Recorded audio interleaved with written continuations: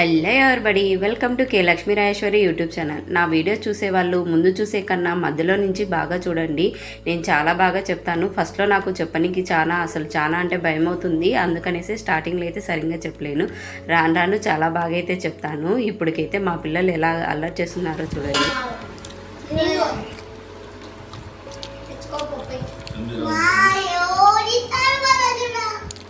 ఏమి అలా తెచ్చుకోపో నీళ్ళు.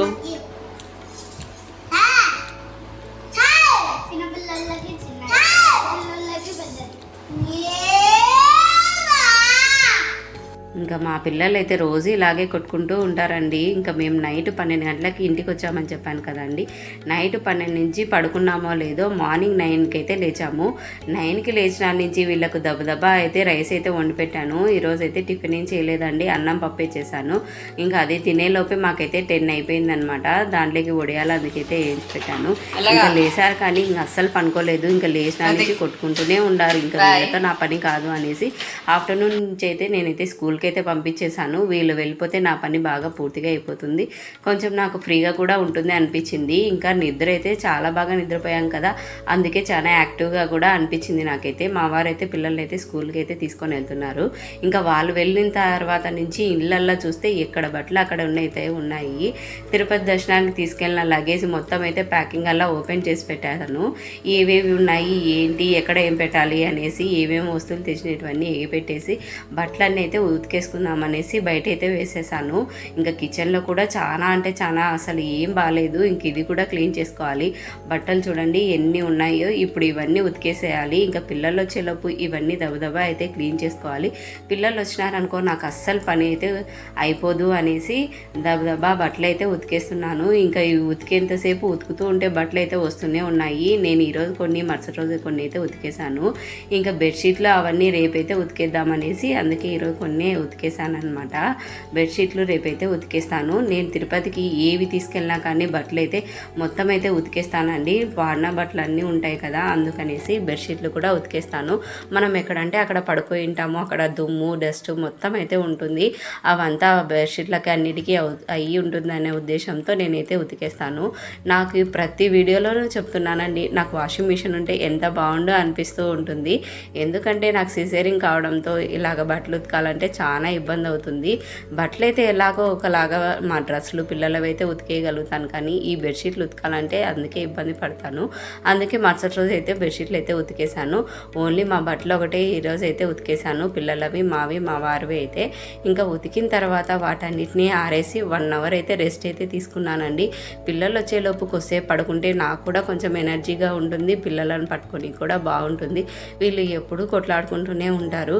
వాళ్ళకు చదివించుకోనికి అందుకు నాకు టైం చిక్కదు అనేసి పడుకోకుంటే నేను కొద్దిసేపు అయితే పడుకున్నాను. లేచిన తర్వాత పిల్లలైతే ఇంటికి వచ్చేసారు కొద్దిసేపటికి.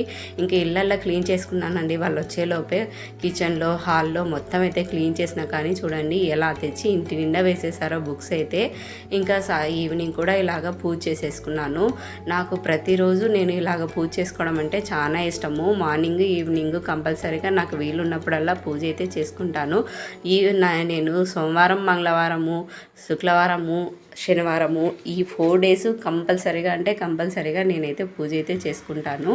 ఇంకా ఇవన్నీ చేసుకుని ఇంకా పిల్లలకైతే కొద్దిసేపు అయితే చదివించుకుందాం అనుకుంటున్నాను. చూడండి ఎన్ని బట్టలు అయితే అసలు తిరుపతికి తీసుకెళ్ళినవి, అంత ముందుకు 2 రోజులు వదిలేసినవి మొత్తం అన్నీ ఉతికేసాను. బెడ్షీట్లు ఒక్కటి తప్పితే మిగతావన్నీ అయితే ఉతికేసాను.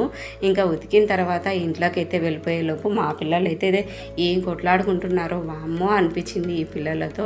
ఇంకా వీళ్ళతో ఇది అయ్యే పని కాదు అనేసి వాళ్ళకైతే ఒక బుక్ అయితే ఇచ్చేసాను. ఇంకా మావారు మార్కెట్ నుంచి వచ్చి నాకైతే కూరగాయలు అయితే తెచ్చిచ్చారు. ఇంకా ఊరు వెళ్తున్నామనేసి సాధ్యమైనంత వరకు కొన్ని కూరగాయలు అయితే తెచ్చి పెట్టుకోండి. ఇంక ఇప్పుడు అన్నీ అయిపోయాయని తీసుకొని రమ్మంటే మా వారైతే కొన్ని అయితే వెజిటేబుల్స్ అన్నీ తీసుకొని వచ్చి ఇచ్చారు. నేను తిరుపతికి ఎప్పుడు వెళ్ళినా కానీ ఇల్లునైతే నీట్గా శుభ్రంగా చేసుకుంటానండి.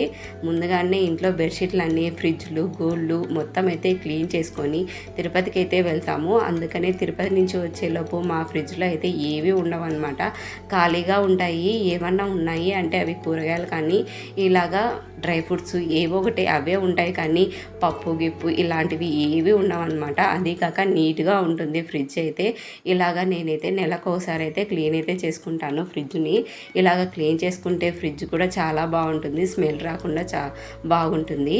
ఇంకా మా వారైతే మరుసటి రోజు పూజకు కావాలనేసి కొన్ని పూలు కూడా కొనుక్కొని వచ్చారు.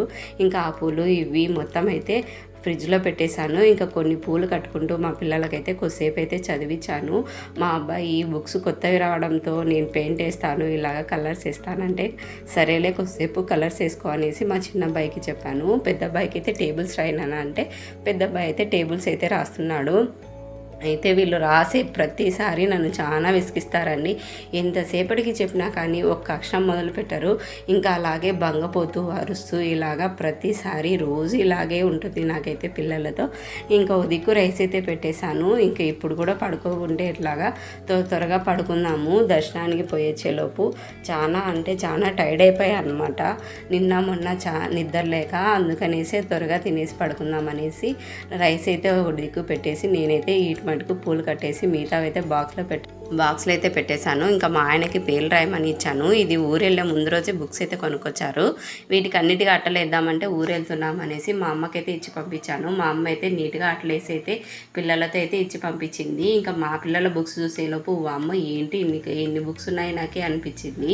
వీడు సెకండ్ క్లాస్ చదువుతున్నాడా, కలెక్టర్ చదువుతున్నాడా, సీఏ చేస్తున్నాడా అని కూడా అనిపించింది. సెకండ్ క్లాస్కే ఎన్ని బుక్స్ ఉన్నాయో చూడండి. కాపీ తెలుగుకు 3 బుక్స్, హిందీకి 3 బుక్స్, సెమ్ 1, సెమ్ 2, సెమ్ 3 ఇట్లాగైతే చాలా బుక్స్ అయితే ఉన్నాయి. Computer, abacus, poetries, GK, grammar ఇట్లాగైతే చాలా బుక్సే ఉన్నాయన్నమాట. హిందీకి అయితే హిందీ టెక్స్ట్ బుక్, దానికి సంబంధించిన ఆన్సర్ బుక్, దానికి సంబంధించిన మళ్ళీ కాపీ రేటింగ్ ఇలాగైతే చాలా బుక్స్ అయితే ఇచ్చారు మా అబ్బాయికి అయితే. దానికి తోడు నోట్స్లు, డైరీ, టేబుల్స్ బుక్, ఇంకా ఎగ్జామ్స్ పెడితే ఎగ్జామ్స్ బుక్, కంప్యూటర్ బుక్ ఇలాగా ఇన్ని బుక్స్ అయితే ఇచ్చాడు. మా వాడు ఇవి చదువుతాడా లేదా అని కూడా నాకైతే డౌట్ వచ్చింది. ఓ దిక్కు బుక్స్ వచ్చాయన్న సంతోషం ఎక్కువగా ఉంది, కానీ లాస్ట్కు స్కూల్ అయిపోయేటప్పుడు చూడాలా వీళ్ళ ఫీలింగ్, ఇన్ని బుక్స్ నేను ఎలా చదవాలా అని కూడా నాకైతే క్వశ్చన్ వేస్తాడు ఇంకా మా వాడైతే. ఇంకా మేము ఇంకా నైట్ అయితే డిన్నర్ అయితే చేసేస్తున్నాము. ఇంకా అన్నమే చేసేసాను. ఇప్పుడు కూడా 3 పూట్ల మేమైతే ఈరోజు అయితే అన్నం పప్పుతోనే అడ్జస్ట్ చేసుకున్నాము. 2 రోజులు అయింది లేండి అన్నం తినక, అందుకనేసి అన్నం పప్పే తినేసాము. ఇంకా పిల్లలకు నిద్ర వస్తుంది అనేసి అన్ని రూమ్లలో లైట్లు అయితే ఆఫ్ చేశాను. కిచెన్ రూమ్లో మాత్రం చిన్న లైట్ వేసుకొని కిచెన్ మొత్తం అయితే కౌంటర్ టబ్బు అన్నీ అయితే క్లీన్ చేసుకుంటున్నాను. నైట్ పడుకునేటప్పుడు కంపల్సరీగా ఇవైతే నేనైతే చేసుకుంటానండి. మార్నింగ్ లేచి చూస్తే నాకు కిచెన్ అయితే బాగా ఫ్రీగా నీట్గా ఉండాలి, లేకపోతే నాకు ఏం చేసినా కానీ చాలా చిరాగ్గా అనిపిస్తుంది. అందుకే నైట్ ఎంత టైం అయినా కానీ కిచెన్ అయితే పూర్తిగా నీట్గా అయితే చేసుకుంటాను. ఇంకా బేస్తవారం రోజు అయితే మొత్తం లిక్విడ్ అవన్నీ వేసేసి గోడలు కూడా మొత్తం అయితే క్లీన్ చేసేస్తాను. ఇలాగా ప్రతిరోజు క్లీన్ చేసుకొని పడుకునేంత వరకు నాకైతే నిమ్మలమే అనిపించదు అనమాట. తిరుపతికి వెళ్ళొచ్చిన తర్వాత నా డే అయితే ఇలాగ అయిందనమాట. ఓకే అండి, బాయ్, థ్యాంక్స్ ఫర్ వాచింగ్.